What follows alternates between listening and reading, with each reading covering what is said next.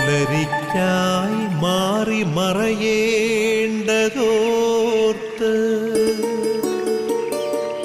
ചന്ദ്രനക്ഷത്രാദികൾ വിതുമ്പുമ്പോൾ മാറ്റമില്ലാതെങ്ങും വിരാജിക്കും ദൈവമേ, അങ്ങയെ വാഴ്ത്തുന്നു ഞങ്ങൾ.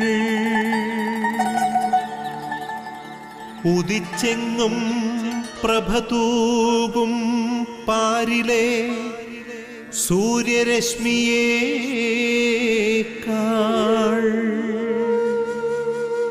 പ്രശോഭിച്ചെന്നും പ്രസാദമേകുന്ന ദൈവമേ, അങ്ങേ മഹിമാവെത്ര മനോജ്ഞം.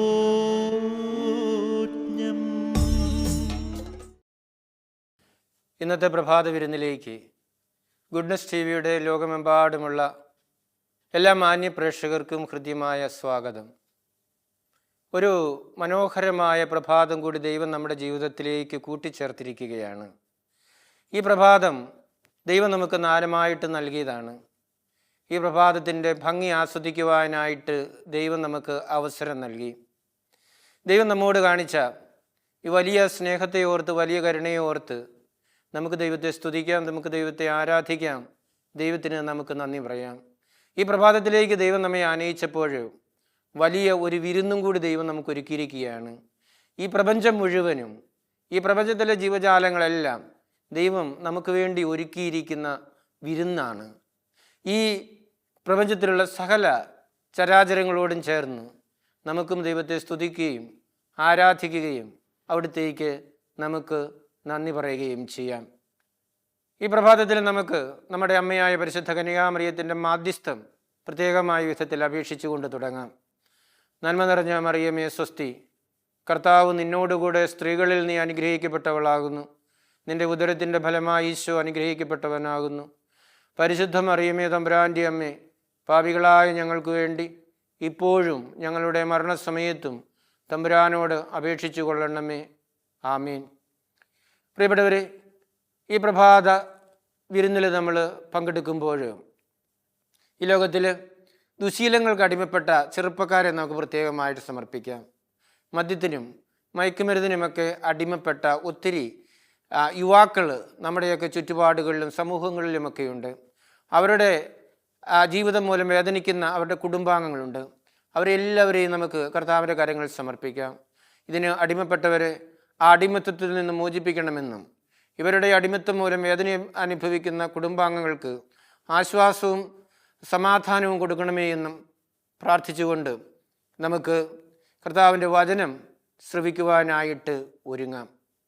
യേശുവിൻ്റെ വചനമാണ് നമ്മുടെ ജീവിതത്തിലെ മാറ്റങ്ങൾക്ക് ശക്തി പകരുന്നത്.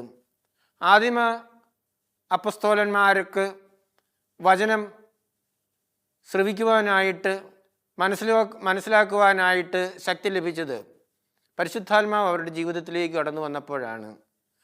അപ്പസ്തോല പ്രവർത്തനങ്ങളിൽ നമ്മൾ വായിക്കുന്നുണ്ട്, ആത്മാവ് തീനാവുകളുടെ രൂപത്തിൽ അവരുടെ മേലെ ആവസിച്ചപ്പോൾ അവർ ധൈര്യമുള്ള ആളുകളായിട്ട് മാറിയെന്നും.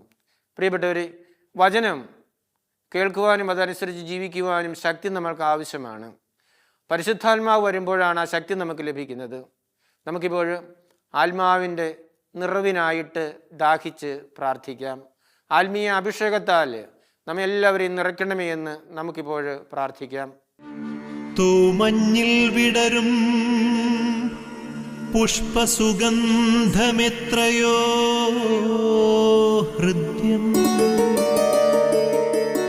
പരിമളത്തിനുറവയാം നറുസൗരഭ്യമാകട്ടെ ഞങ്ങളുമീ മണ്ണിൽ.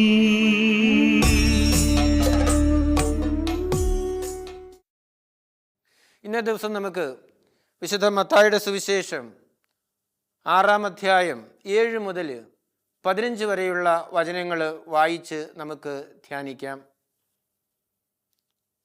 പ്രാർത്ഥിക്കുമ്പോൾ വിജാതീയരെ പോലെ നിങ്ങൾ അതിഭാഷണം ചെയ്യരുത്. അതിഭാഷണം വഴി തങ്ങളുടെ പ്രാർത്ഥന കേൾക്കുമെന്ന് അവർ കരുതുന്നു. നിങ്ങൾ അവരെപ്പോലെ ആകരുത്. നിങ്ങൾ ചോദിക്കുന്നതിന് മുമ്പ് തന്നെ നിങ്ങളുടെ ആവശ്യം നിങ്ങളുടെ പിതാവ് അറിയുന്നു. നിങ്ങൾ ഇപ്രകാരം പ്രാർത്ഥിക്കുവിൻ: സ്വർഗസ്ഥനായ ഞങ്ങളുടെ പിതാവേ, അങ്ങയുടെ നാമം പൂജിതമാകണമേ, അങ്ങയുടെ രാജ്യം വരണമേ, അങ്ങയുടെ ഹിതം സ്വർഗത്തിലെ പോലെ ഭൂമിയിലും ആകണമേ.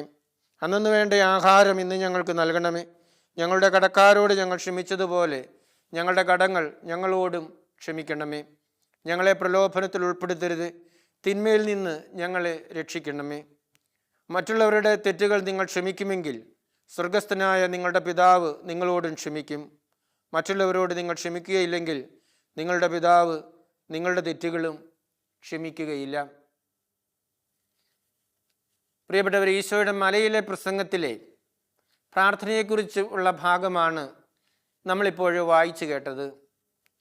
എന്ത് പ്രാർത്ഥിക്കണം, എങ്ങനെ പ്രാർത്ഥിക്കണം, എന്ത് ഹൃദയഭാവത്തോടു കൂടി നമ്മൾ പ്രാർത്ഥിക്കണം എന്നൊക്കെയാണ് ഈശോ ഇവിടെ പറഞ്ഞു വെക്കുന്നതായിട്ട് നമുക്ക് കാണാൻ സാധിക്കുന്നത്.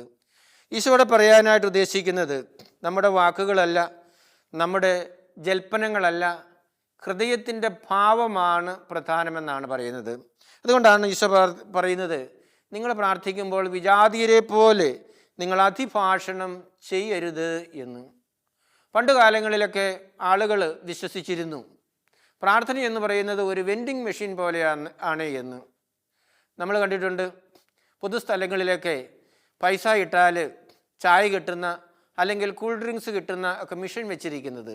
നമ്മളിടുന്ന പടം അനുസരിച്ച് അതിൽ നിന്നും സാധനങ്ങൾ പുറത്തേക്ക് വരും, നമുക്കെടുക്കാം, ഉപയോഗിക്കാം. പലരും പ്രാർത്ഥനയെ കണക്കാക്കിയിരുന്നത് അതുപോലെയാണ്.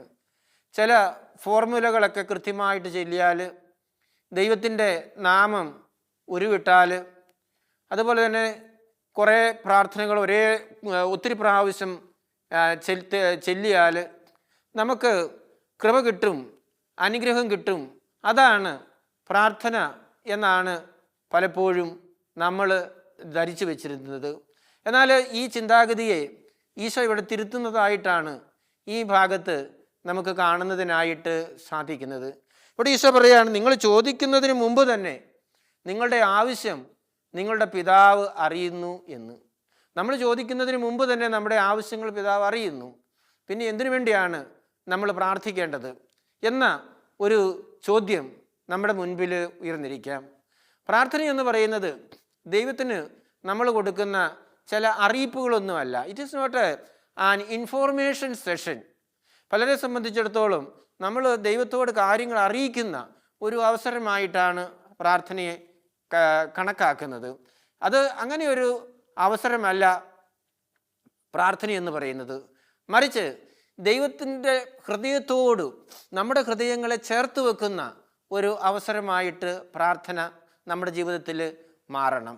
അതുപോലെ തന്നെ ഇത് ചില ഇൻഫോർമേഷൻ ലഭിക്കുന്ന അവസരമായിട്ട് അല്ലെങ്കിൽ ഇൻഫോർമേഷൻ കൊടുക്കുന്ന അവസരമായിട്ട് മാറാതെ ഇൻറ്റിമസിയിലേക്ക് വരുന്ന ഒരു അവസരമായിട്ട് നമ്മുടെ പ്രാർത്ഥന മാറണം എന്നാണ് ഈശോ ഇതുവരെ, not an information session but it is a session of intimacy എന്നാണ് പ്രാർത്ഥനയെക്കുറിച്ച് പറയുന്നത്. അങ്ങനെയുള്ള ഒരു അവസരമായിട്ട് നമ്മുടെ പ്രാർത്ഥനകൾ മാറണം, തീരണം എന്നാണ് ഈശോ ഇവിടെ പറഞ്ഞു വെക്കുന്നതായിട്ട് നമുക്ക് കാണുന്നതിനായിട്ട് സാധിക്കുന്നത്.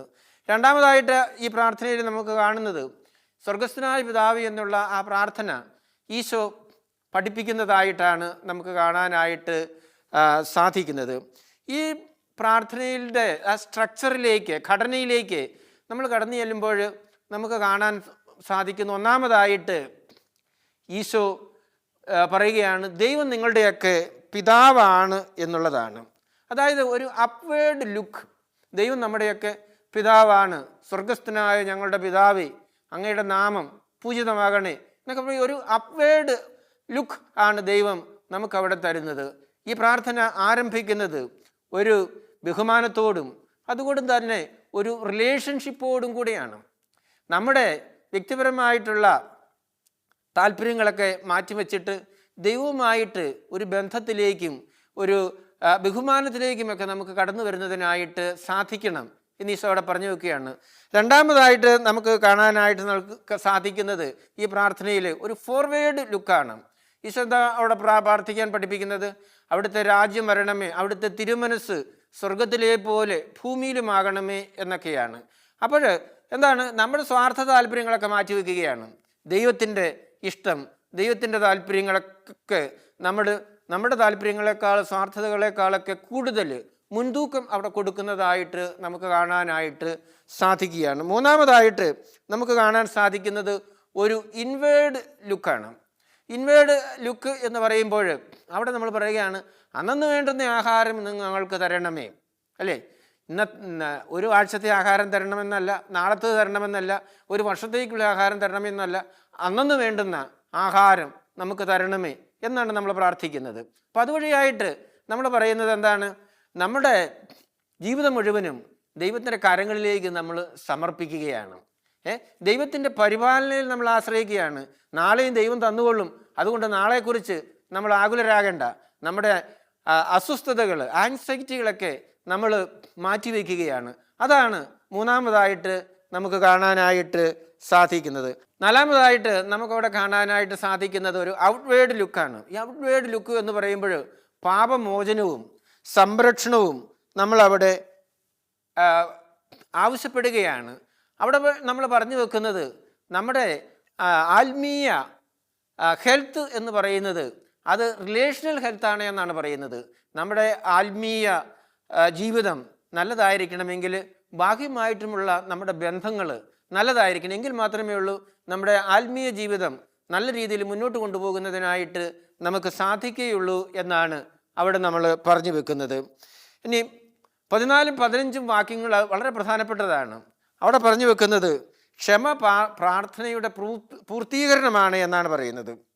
മറ്റുള്ളവരുടെ തെറ്റുകൾ ക്ഷമിക്കുന്നില്ലെങ്കിൽ നിങ്ങളുടെ സ്വർഗസ്ഥനായ പിതാവ് നിങ്ങളോടും ക്ഷമിക്കുകയില്ല.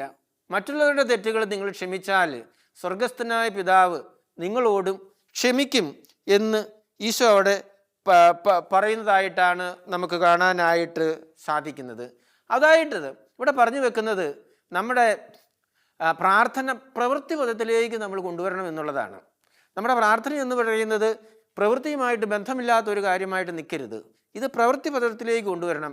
നമ്മൾ മറ്റുള്ളവരോട് ക്ഷമിക്കാനായിട്ട് നമ്മൾ പ്രാർത്ഥിക്കുന്നു.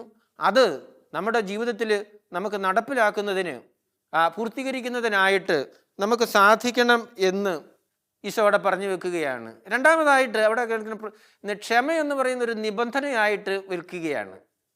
ക്ഷമ എന്ന് പറയുന്ന ഒരു നിബന്ധനയായിട്ട് വെക്കുകയാണ്.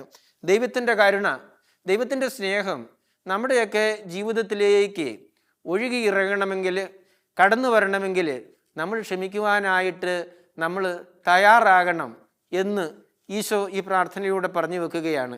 അപ്പോൾ ക്ഷമിച്ചാൽ മാത്രമേ ഉള്ളൂ നമുക്ക് ദൈവത്തിൻ്റെ സ്നേഹവും കരുണയുമൊക്കെ നമ്മുടെ ജീവിതത്തിലേക്കും ലഭിക്കുകയുള്ളൂ എന്നാണ് ഈശോ ഇവിടെ പറഞ്ഞു വെക്കുന്നത്. അതുകൊണ്ടാണ് ഈശോ തുടക്കത്തിൽ പറയുന്നത്, നിങ്ങൾ അതിഭാഷണം ചെയ്യുന്നത് വഴിയായിട്ട് നിങ്ങൾ പ്രാർത്ഥന കേൾക്കുന്നു എന്ന് നിങ്ങൾ കരുതുന്നു. നമ്മൾ പലപ്പോഴും ചിന്തിക്കുന്നത് എന്താണ്?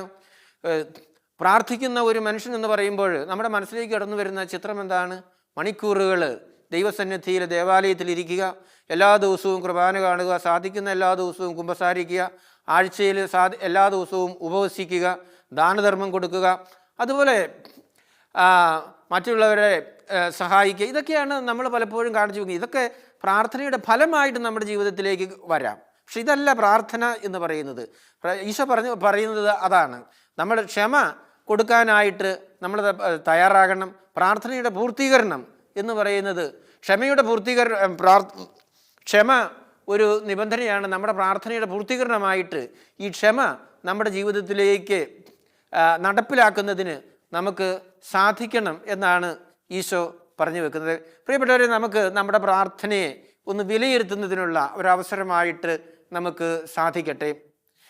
നന്നായിട്ട് പ്രാർത്ഥിച്ചു കൊണ്ടുപോകുന്ന ഒരാളിന് ഒരിക്കലും ക്ഷമിക്കാതിരിക്കാനും പൊറുക്കാതിരിക്കാനും സാധിക്കുകയില്ല. നന്നായിട്ട് പ്രാർത്ഥിച്ചു കൊണ്ടുപോകുന്ന ഒരാളിന് മറ്റുള്ളവരോട് അമിതമായിട്ട് കോപിക്കുവാനും അവരെ സഹായിക്കുവാനും സാധിച്ചെന്ന് വരികയില്ല. കാരണം പ്രാർത്ഥനയിലൂടെ ക്ഷമയും കരുണയും ഒക്കെ നമ്മുടെ ജീവിതത്തിലേക്ക് ഒഴുകിയിറങ്ങുന്ന അവസരങ്ങളാണ് എന്നാണ് ഈശോ പറഞ്ഞു വെച്ചിരിക്കുന്നത്. എന്നാൽ പ്രിയപ്പെട്ടവർ, നമ്മുടെ ജീവിതത്തിലേക്ക് നമുക്ക് കടന്നു വരുമ്പോൾ ക്ഷമയുടെയും കരുണയുടെയും ഒക്കെ സ്രോതസ്സുകളായിട്ട്, ഉറവിടങ്ങളായിട്ട് മാറുന്നതിന് നമുക്ക് സാധിക്കട്ടെ. അതിനുള്ള കൃപ നമുക്ക് തരണമേ എന്ന് നമുക്ക് പ്രത്യേകം പ്രാർത്ഥിക്കാം. ആബാ പിതാവേ, സ്നേഹാഗ്നിയാൽ ജ്വലിക്കട്ടെ മക്കളാ ഞങ്ങളെല്ലാം.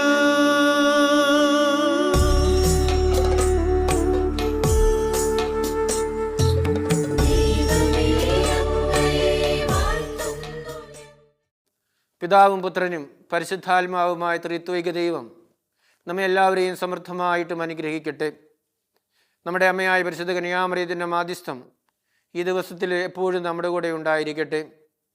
തിരുക്കുടുംബത്തിൻ്റെ കാവൽക്കാരനായ മാർ യൗസേപ്പ് കാവലായിട്ട് നമ്മുടെ കൂടെ ഉണ്ടായിരിക്കട്ടെ. നമ്മുടെ പേരിന് കാരണഭൂതരായ വിശുദ്ധർ നമുക്ക് വേണ്ടി മാധ്യസ്ഥം വഹിച്ച് പ്രാർത്ഥിക്കട്ടെ. നമ്മുടെ ഇടവകയുടെ മധ്യസ്ഥർ നമുക്ക് വേണ്ടി സംരക്ഷണം ഒരുക്കട്ടെ. കാവൽ മാലാഖമാർ കാവലായിട്ട് നമ്മുടെ കൂടെ ആയിരുന്നു കൊണ്ട് എല്ലാ അപകടങ്ങളിൽ നിന്നും, ആപത്തുകളിൽ നിന്നും, പൈശാചിക ബന്ധനങ്ങളിൽ നിന്നും നമുക്ക് സംരക്ഷണം ഒരുക്കട്ടെ. പ്രിയപ്പെട്ടവർ, ഈ പ്രഭാത വിരുന്നിലൂടെ നമ്മൾ കടന്നു പോകുമ്പോൾ ഡിവൈൻ ധ്യാന കേന്ദ്രത്തെയും ഗുഡ്നസ് ടിവിയെയും പ്രത്യേകം ഓർത്ത് പ്രാർത്ഥിക്കണമെന്ന് അഭ്യർത്ഥിക്കുകയാണ്. ഈ ധ്യാന കേന്ദ്രത്തിലൂടെയും ഈ ചാനലിലൂടെയും ദൈവത്തിൻ്റെ വചനം ലോകത്തിൻ്റെ അറ്റം വരെ പ്രഘോഷിക്കപ്പെടുന്നതിനും ഫലപ്രകടിപ്പിക്കുന്നതിനും ആ സാഹചര്യം ഒരുക്കണമേ എന്ന് ഈ ചാനലിനെയും ധ്യാന കേന്ദ്രത്തെയും സമർപ്പിച്ച് നമുക്ക് പ്രാർത്ഥിക്കാം. സാധിക്കുന്ന എല്ലാവരും മരിയൻ കൂടാരങ്ങളിലിരുന്ന് പ്രാർത്ഥിച്ചു കൊണ്ടിരിക്കുന്ന നമ്മുടെ സഹോദരി സഹോദരങ്ങളോട് ചേർന്ന് ഒരു കൊന്തയെങ്കിലും ചൊല്ലി പ്രാർത്ഥിക്കണമെന്ന് അഭ്യർത്ഥിക്കുകയാണ്. നമ്മുടെ കുടുംബാംഗങ്ങളെ എല്ലാവരെയും നമുക്ക് കർത്താവിന് സമർപ്പിക്കാം. പ്രത്യേകിച്ച് നമ്മുടെ കുടുംബങ്ങളിൽ നിന്ന് ജോലിക്കായിട്ടും പഠനത്തിനായിട്ടും മാറി കഴിയുന്ന എല്ലാവരെയും നമുക്ക് ഓർക്കാം. അവരുടെ നിയോഗങ്ങളെ എല്ലാം കർത്താവിൻ്റെ കരങ്ങളിൽ സമർപ്പിച്ച് പ്രാർത്ഥിക്കാം. രോഗികളായിട്ട് കഴിയുന്നവരെല്ലാവരെയും നമുക്ക് കർത്താവിൻ്റെ കരങ്ങളിൽ സമർപ്പിക്കാം. നമ്മുടെ പ്രാർത്ഥനാ സഹായം ചോദിച്ചിട്ട് എല്ലാവരെയും അവരുടെ നിയോഗങ്ങളോട് കൂടെ കർത്താവിൻ്റെ കരങ്ങളിൽ നമുക്ക് സമർപ്പിക്കാം. പ്രത്യേകമായിട്ട് ദുശീലങ്ങൾക്ക്, മദ്യപാനം, മയക്കുമരുന്ന്, പുകവലി, ഇൻ്റർനെറ്റ് തുടങ്ങിയവയ്ക്ക് അടിമപ്പെട്ട, വളരെ പ്രത്യേകിച്ച് മൊബൈലിന് അടിമപ്പെട്ട എല്ലാ ആളുകളെയും, പ്രത്യേകിച്ച് കുട്ടികളെ നമുക്ക് സമർപ്പിച്ച് പ്രാർത്ഥിക്കാം. എല്ലാ അടിമത്തത്വങ്ങളിൽ നിന്നും കർത്താവ് അവരെ സ്വതന്ത്രരാക്കണമേ എന്ന് നമുക്ക് കർത്താവിനോട് അപേക്ഷിക്കാം. നമുക്കെല്ലാവർക്കും ഇപ്പോൾ നമ്മുടെ കരങ്ങൾ സ്വർഗത്തിലേക്ക് ഉയർത്തി ഉയർന്ന സ്വരത്തിൽ കണ്ണുകളടച്ച് കർത്താവിനെ ഒരു നിമിഷം സ്തുതിച്ച് ആരാധിക്കാം. യേശുവേ നന്ദി, യേശുവേ സ്തുതി, യേശുവേ സ്തോത്രം. Hallelujah, hallelujah. കർത്താവേ കനിയണമേ, യേശുവേ സ്തുതി, യേശുവേ സ്തുതി. ഞങ്ങളുടെ എല്ലാവരുടെയും ജീവിതത്തിലേക്ക് അങ്ങ് കടന്നു വരണമെന്ന് പ്രാർത്ഥിക്കുന്നു. ആത്മീയ അഭിഷേകത്താൽ ഞങ്ങളെല്ലാവരെയും നിറയ്ക്കണമേ. ഞങ്ങളുടെ ജീവിതത്തിലുണ്ടാകുന്ന പ്രശ്നങ്ങളെയും പ്രതിസന്ധികളെയും എല്ലാം അവിടുത്തെ പരിപാലനയുടെ സ്നേഹത്തിൻ്റെ ഭാഗമായിട്ട് കാണാനായിട്ട് അനുഗ്രഹിക്കണമെന്ന് പ്രാർത്ഥിക്കുന്നു. കർത്താവ് ഞങ്ങളുടെ കൂടെ ആയിരുന്നുകൊണ്ട് ഞങ്ങളെ ശക്തിപ്പെടുത്തണമേ, ബലപ്പെടുത്തണമേ. അവിടുത്തെ കരത്തിൻ്റെ ശക്തമായ സ്പർശനത്താൽ ഞങ്ങൾക്ക് സൗഖ്യവും വിടുതലും നൽകി അനുഗ്രഹിക്കണമെന്ന് പ്രാർത്ഥിക്കുന്നു. യേശുവേ നന്ദി, യേശുവേ സ്തുതി, യേശുവേ സ്തോത്രം. Hallelujah, hallelujah, hallelujah, hallelujah.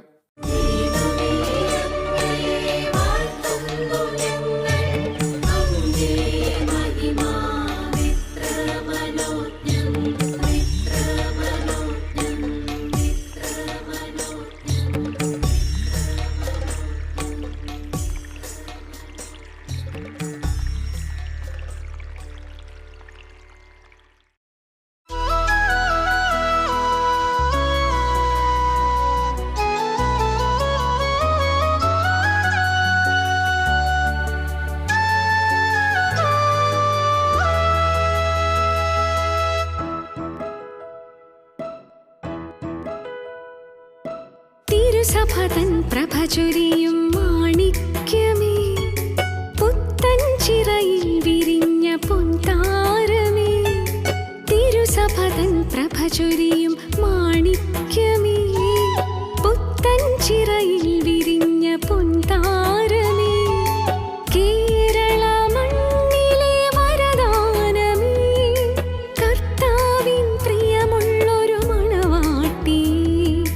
Kerala മണ്ണിലെ വരദാനമേ, കർത്താവിൻ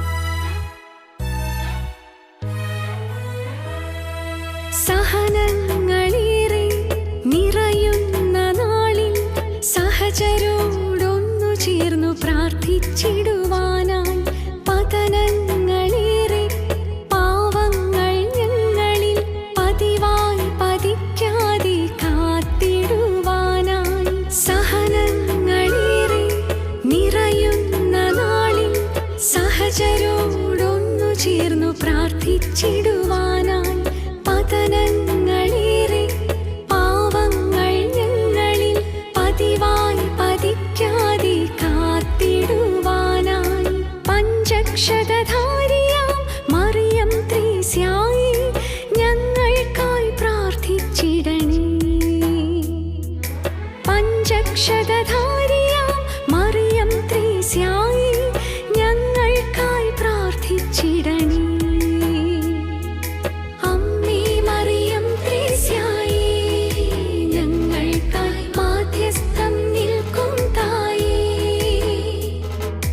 അമ്മേ മറിയം ത്രേസ്യായി ഞങ്ങൾക്കായി മാധ്യസ്ഥം നിൽക്കും തായേ. പാപികളാം ഞങ്ങളെ കാത്തരുളിയിടണമേ, ഞങ്ങൾക്കായി പ്രാർത്ഥിക്കണമേ. പാപികളാം ഞങ്ങളെ കാത്തരുളിയിടണമേ, ഞങ്ങൾക്കായി പ്രാർത്ഥിക്കണമേ.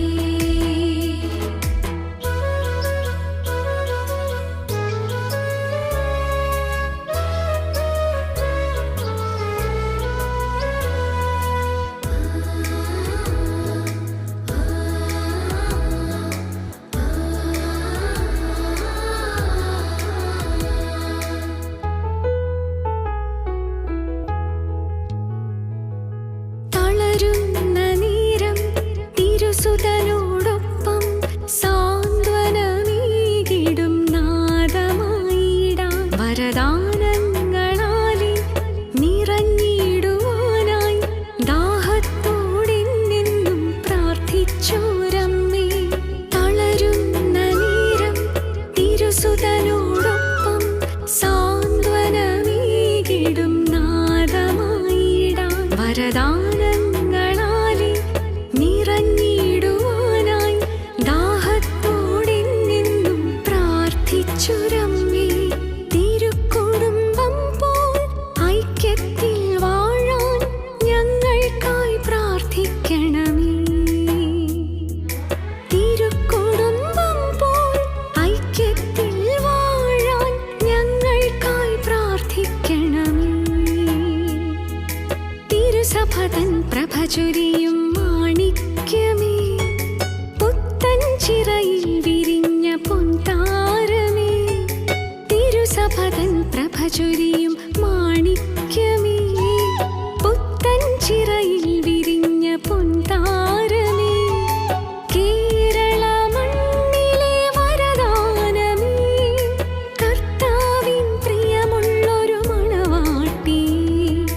കേരള മണ്ണിലെ വരദാനമേ, കർത്താവിൻ പ്രിയമുള്ളൊരു മണവാട്ടി. അമ്മേ മറിയം ത്രേസ്യായി ഞങ്ങൾക്കായി മാധ്യസ്ഥം നിൽക്കും തായേ.